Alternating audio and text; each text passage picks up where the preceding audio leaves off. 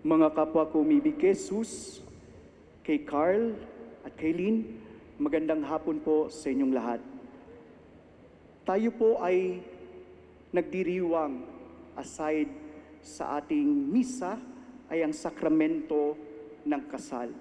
At ito po ang isa sa mga bukasyon na ibinigay ng Diyos sa katauhan. Ang bukasyon na ito ay naglalayon na pag-ibayuhin ang pagkakaroon ng isang matatag na pamilya. Isang pundasyon na pinagmumulan ng pagmamahalan. Mahalaga sa atin na maramdaman natin na mahal natin ang ating kapwa. O kaya naman, mahal po ninyo ang isa't isa. Ang pagmamahalan ay hindi lamang ito tumatagos dahil sa nararamdaman nating magandang ehemplo o magandang epekto sa ating buhay. Ang pagmamahalan ay nakikita rin na kahit nahihirapan, na kahit tayo ay may pinagdaraanan, kaya pa rin nating piliin ang mahalin ang ating kapwa. Ito marahil ang pinakamagandang ehemplo na maaari nating makita sa pagmamahal ng Diyos sa atin. Ito siguro ang pinakamagandang pamamaraan ng pagpapatibay ng pagtitiwala ng tao sa Diyos dahil sa pagmamahal niya sa atin. At dahil sa hinihiling natin ang pinakamagandang regalo na pwedeng ibigay ng Diyos kay Carl at kay Lynn, yun po ay ang sakramento ng kasal. Sa dinami-rami ng babae sa buong mundo, hindi ba tayo magtataka na bakit si Kaylin ang napili ni Carl? Sa dinami-daming guwapo sa mundo, bakit nabihag ni Carl ang puso ni Kaylin? Ito siguro yung mga palaisipan na hindi natin makukonfirm na sila lamang dalawa ang makakasagot. Na beyond all the physical appearances, beyond the gifts they have received from God, nandoon pa rin ang pagtibok ng puso nila sa isa't isa. Ito para din natin makikita kung paano patuloy na nagmamahal ang Diyos sa tao. Na parang bakit tayo mamahalin ng Diyos? Bakit niya tayo bibigyan ng second chances? Bakit niya tayo hindi pinababayaan? Tao lang tayo. Pero hindi natin masagot ito because this is the mystery beyond our limits.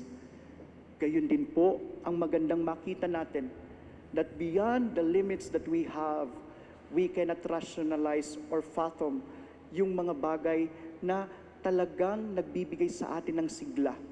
Talagang nagbibigay sa atin ng drive to sustain that desire. At yun po ang nakikita rin po natin. And sana po, as we put our trust sa Diyos, na sana bibiyayaan nila ng magandang buhay si Kaylin at si Carl. It would not come into fruition if Kaylin and Carl will not do it. Why? Kasi pwede po ninyong gawin kung anong inyong gusto. Pwede po ninyong isipin kung anong gusto ninyong isipin. But without God in your life, nothing will be possible. Kaya nga po, isang malaking pasasalamat sa inyo, Kaylin and Carl, for continuing your faith in God, for being responsible disciples of our God. At yung pong pag-embrace ninyo ng married life ay isang patotoo na ang inyong relasyon sa Diyos ay malalim. Hindi man po namin makita ito, but deep within you, you can truly testify that you are living faithfully sa ating Panginoon.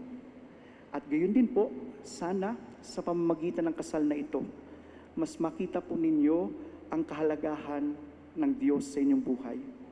That being God in the center of your life, doon po natin din mariramdaman yung effect nito sa inyong buhay.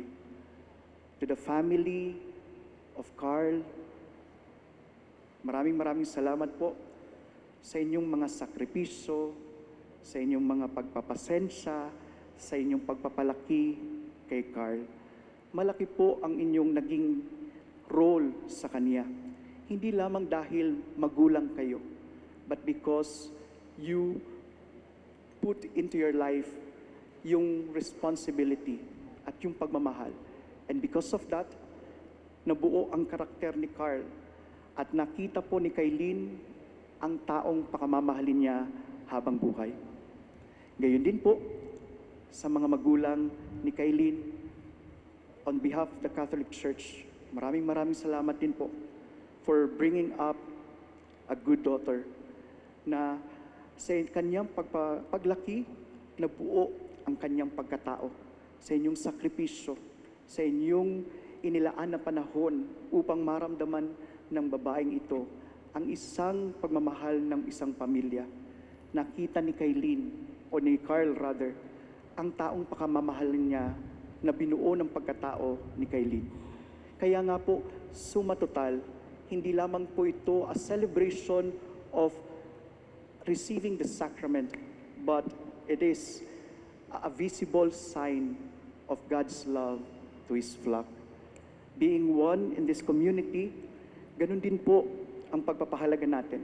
Today, we are also celebrating the solemnity of Saint Joseph, the husband of Mary. Kaya nga po yung kanilang pagsama bilang mag-asawa, naway makita ni Carl at ni Kaylin na isang magandang instrumento upang kanilang tularan, upang kanilang maging daan ng pagpapahalaga sa isa't isa. At doon, mararamdaman po natin kung gaano kalakas ang kapangyarihan ng Diyos. My dear brothers and sisters in Christ, in the end, the sacrament of matrimony ay hindi lamang po ngayong banal na misa.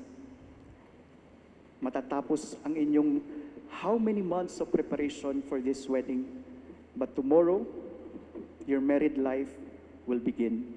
Nawa, ang bagong chapter na ito sa inyong buhay will not only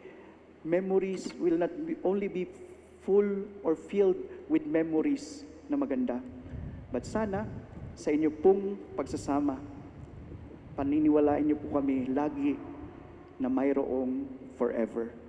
Na sa inyong samahan, ang forever ay hindi lamang mga letra, kung hindi buhay na inyo pong laging isinasabuhay.